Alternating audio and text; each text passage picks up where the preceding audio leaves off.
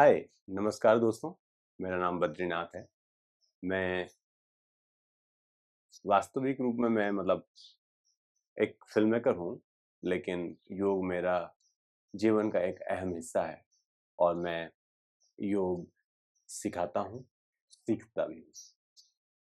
तो दोस्तों सबसे पहले तो योग जो है, सिखाना क्या होता है ये मुझे आज तक नहीं समझ में आया कि मैं किसी को क्या सिखाऊँगा। सब योग में ही है और योग के अन्यथा जो होता है उसे वियोग कहते हैं। यानी जो सजीव हैं, जो जीवंत हैं, वो सारे योगी हैं। जो सजीव नहीं हैं और जीवंत नहीं हैं, वो वियोगी हैं।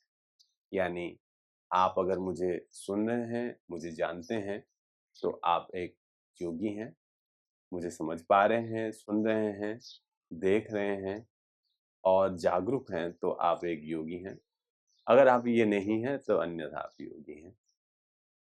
तो दोस्तों, हम शुरुआत करते हैं। योग का सबसे पहला जो मुझे आभास हुआ वो महादेव जी की कृपा से मुझे प्राप्त हुआ और उन्हीं को ही महायोगी, आदि योगी या योगी राज जो भी आप कहें, उन्हीं को ही कहा जाता है।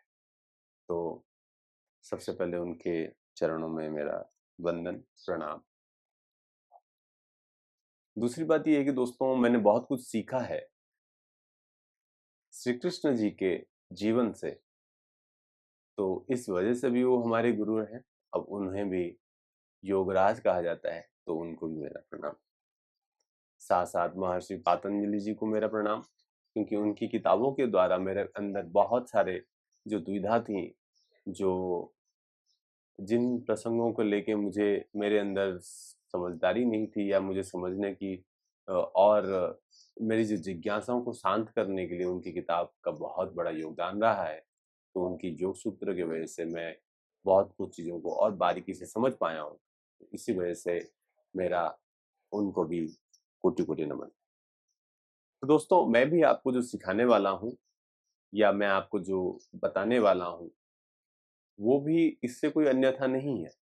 योगी है, जो पारंपरिक जो वैदिक अ, अम, परंपरा से आया हुआ है, उसी के ही जो मेरे खुद की समझ के हिसाब से जो मैं समझ पाता हूँ, उसको आपको बताने की कोशिश करूँगा।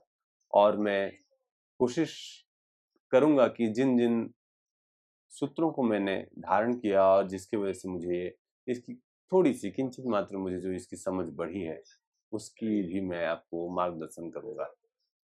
सबसे पहले मैं आपको बता दूँ, मैं एक क्रिया योगी हूँ। तो मैं क्रिया को फ़ॉलो करता हूँ। तो मैं जो लोग पहले आसन तरह-तरह के जो हठ योग करके दिखाते हैं, मैं उससे थोड़ा अलग हूँ। मैं कोई हठ योग करने के लिए आपको नहीं कहता। असाध्य चीज़ों को साध्य करने की भी आपको मैं नहीं कहता। मुझे ऐसा लगता है जिस जिस मार्ग से मैंने इसको प्राप्त किया है, तो कोई असाध्य या जो हठ योग की किसी स्थिति को प्रयास करते हुए मैंने प्राप्त नहीं किया है। ये मैंने प्राप्त किया है सिर्फ़ क्रिया योग के माध्यम से। सिर्फ़ अपने शरीर के जो ब्लॉकेज हैं, जो जॉइंट्स हैं, जो अलग-अलग तरह के जो हमारे जंक्शन्स हैं, उसको उस ब्लॉक को हटा के मैंने बिल्कुल वो हठ योग के ही तरह सारी चीज़ कर पाया हूँ। तो आपको भी मैं आपको यही रास्ता कहूँगा कि आपको बहुत ही कठिन योग को आसन को करने की ज़रूरत नहीं है। पहले आप योग में सिद्ध हो जाएँ, पहले आप आसन में सिद्ध हो जाएँ, पहले आप ध्यान आपको लगने के लिए कुछ समय के लिए आपको ध्यान और समाधि का अनुभव हो जाए, तो ये बाकी चीज़ें भी साथ में इसकी विभूति में आ जाती हैं, साथ-साथ में ये हमें मिल जाती हैं। तो सबसे पहले मैं आपको बताता हूँ कि जो मेरा योग है, उतना कठिन क्यों नहीं है? तो उसके पीछे कारण है इसके जो मर्म जो पातंजलि योग सूत्र में मुझे पता चला है, तपः स्वाध्याय ईश्वर प्रणिधानानि क्रिया योगः। मतलब तपः तप करना, स्वाध्याय सही अध्ययन करना, अच्छे चीजों का अध्ययन करना, ईश्वर प्राणी ध्यान, ईश्वर में अपने आप को संयोजना, उसके साथ योग करना, क्रिया योग कहते हैं। आप बताइए इसमें कौन सी चीज आपको बहुत ज्यादा मुश्किल लगी? मुझे ऐसा लगता है कि तप करना आपको कठिन लगता होगा, तब क्या होगा? तब कुछ नहीं। अब जब योग में माध्यम में आ जाएंगे, जब आप संयम करना सीख जाएंगे, जब आप उसमें एक बीज मंत्र साथ में ले लेंगे, तो वो तप हो जाता है।